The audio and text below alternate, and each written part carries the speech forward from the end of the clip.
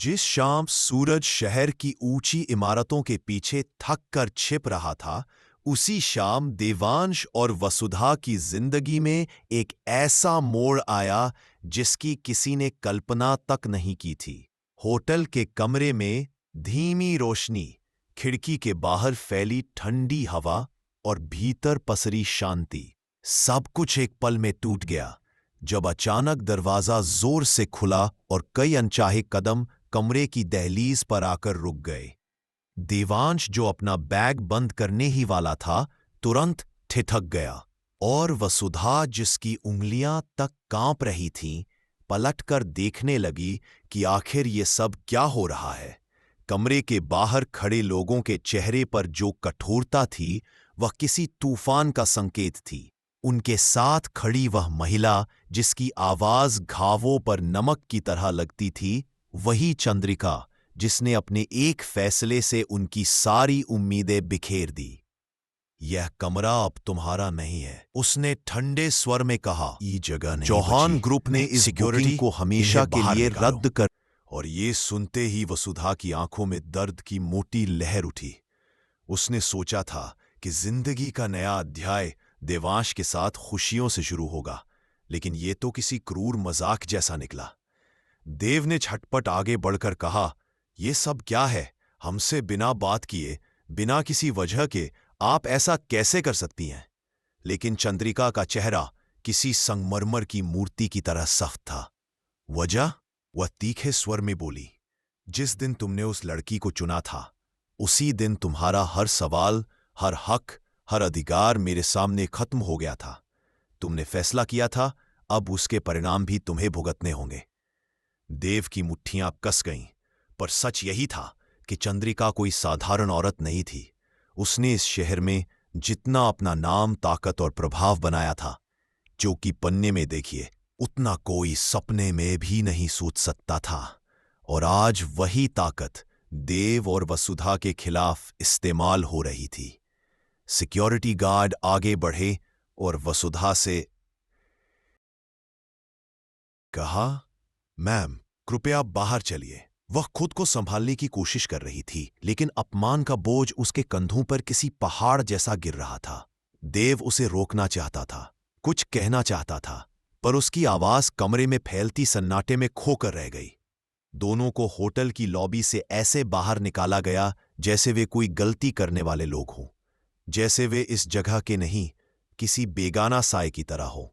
देव के अंदर गुस्सा था, वसुधा के अंदर दर्द, और दोनों के बीच एक डरावनी खामोशी। बाहर सड़क पर आते ही वसुधा ने धीमी, टूटती आवाज में पूछा, क्या हमने सच में इतनी बड़ी गलती कर दी है? देव ने उसकी तरफ देखा और बोला, इंसान आज सबसे बड़ी दीवार बनकर खड़ा था, और अगर आपको इस कहानी का यह मोड़ चौंकाने वाला लगा हो, तो कहानी को आगे देखने के लिए इसे लाइक और फॉलो जरूर करें, ताकि आप एक भी ट्विस्ट मिस ना करें। बाहर सड़क पर हल्की बारिश शुरू हो चुकी थी। बूंदें ठंडी थीं, पर उनके दिलों पर गिरता बोझ उससे कहीं ज्यादा भारी था। वसुधा ने अपने दुपट्टे को कसकर पकड़ा और देव की आंखों में देखते हुए कहा, अगर वह मुझे पसंद नहीं करती, मुझे अपनाना नहीं चाहती, तो मैं कोशिश कर लूंगी, लेकिन ऐसा तिरस्कार, ऐसा अपमान? देव समझ नहीं पा रहा था कि उसे कैसे सांत्वना दे, क्योंकि आज पहली बार उसने महसूस किया कि प्यार करना आसान है, पर प्यार को दुनिया से बचाना सबसे मुश्किल। दोनों ने सड़क किनारे एक बेंच पर बैठकर थोड़ी देर खुद को शांत करने की कोशिश की। तभी देव का फोन बजा। ऑफिस से कॉल था। वह थोड़ा संभलते हुए उठा और फोन रिसीव किया, लेकिन चेहरे पर फैलती बेचैनी साफ दिख रही थी। कुछ ही पल बाद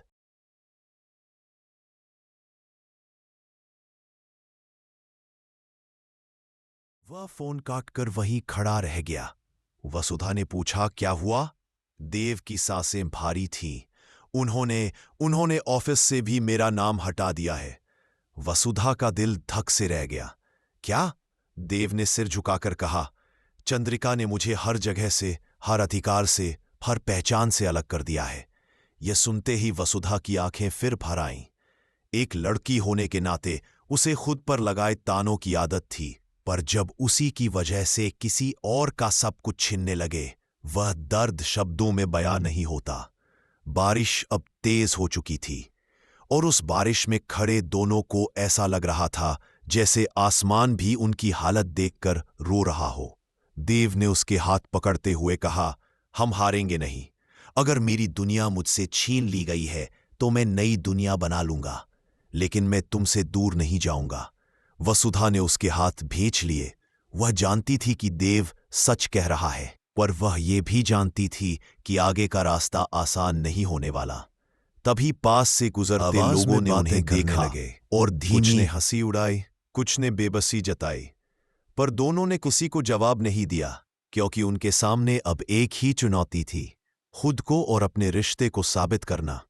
और अगर आप भी जानना चाहते हैं कि आगे इस कहानी में क्या क्या मोड़ आने वाले हैं, तो इसे शेयर करें और हमारे साथ जुड़े रहें, ताकि हर नया ट्विस्ट सबसे पहले आप तक पहुंचे। इसी बीच हवा और ठंडी हो गई। देव ने कहा, चलो कहीं और चलते हैं, यहां खड़े रहने से हालात नहीं बदलेंगे। वसुधा ने सिर हिलाया, पर उसके कदम लड़खड़ा रहे थे। अपमान का बोझ, समाज की निगाहें, रिश्तों की टूकन, सब मिलकर उसके अंदर की हिम्मत को गिरा रहे थे। लेकिन उसने गहरी सांस ली कि पीछे छोड़े हुए कदमों की आवाज एक ही बात कह रही थी, उनकी जिंदगी अब पहले जैसी कभी नहीं होगी। और बस यही से शुरू होता है उनका असली संघर्ष, जहां हर कदम पर सवाल, हर मोड़ पर ताने और हर रास्ते पर नए इम्तिहान होंगे। अगर आपको ये शुरुआती हिस्सा पसंद आया हो और आप चाहते हैं कि ऐसे और रोमांचक मोड़ों वाली कहानियां आपको लगातार मिलती रहें, तो इस कहानी को लाइक करें, फॉलो करें और दूसरों तक पहुंचाने के लिए शेयर करना बिल्कुल मत भूलिए।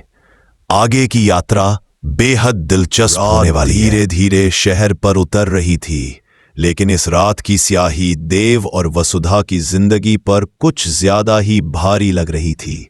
दोनों सड़क के किनारे चलते हुए किसी ऐसी जगह की तलाश कर रहे थे जहां कुछ देर बैठकर वे खुद को संभाल सके, पर हर मोड़ पर उन्हें बस अनजान चेहरों की नजरें मिल रही थी, जो उनकी टूटी हालत को और गहरा कर रही थी। देव बार बार अपने फोन को देखता, उम्मीद करता कि शायद कोई कॉल आए, कोई मैसेज आए जो उसे बता दे कि सब एक गलत फहमी है, लेकिन स्क्रीन हर बार ठंडी और शांत पड़ी रहती। वसुधा की सांसें भी भारी थीं। वह देव के साथ रहना चाहती थी, पर उसके मन में यह डर भी था कि